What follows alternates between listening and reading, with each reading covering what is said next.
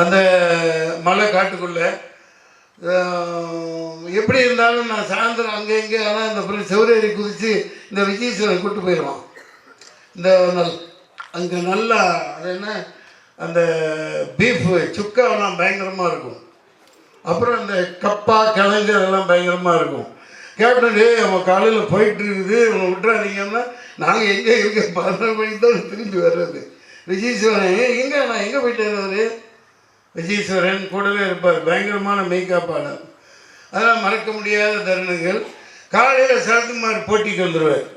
அவர் பயங்கரமான மிஸ்டர் இந்தியாவில், மிஸ்டர் மெட்ராஸ்ன்னு நினைக்கிறேன்.